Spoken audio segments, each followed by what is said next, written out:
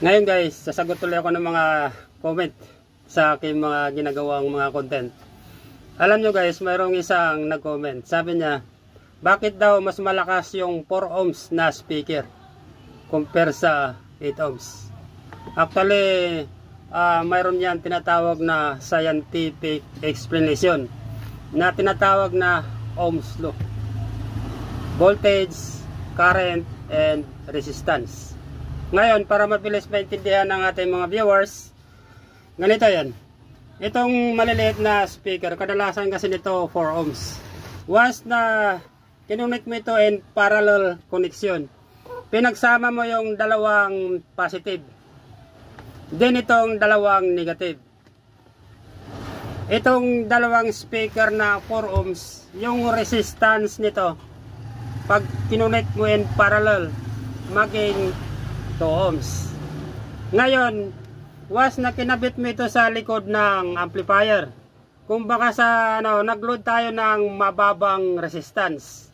Ngayon, yung amplifier, siyempre nasasakal doon sa mababang resistance.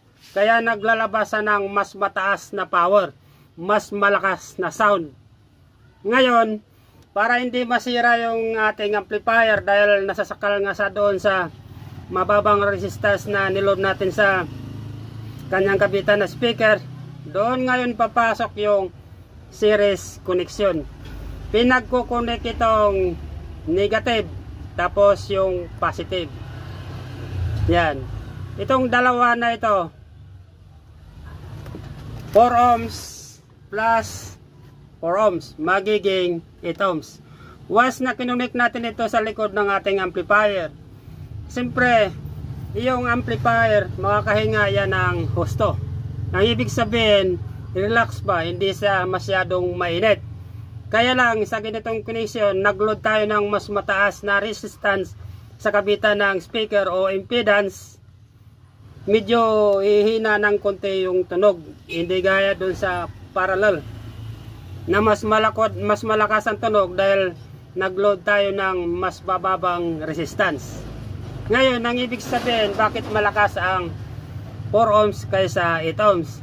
Dahil nga, mas mababa ang 4 ohms kaysa 8 ohms na impedance.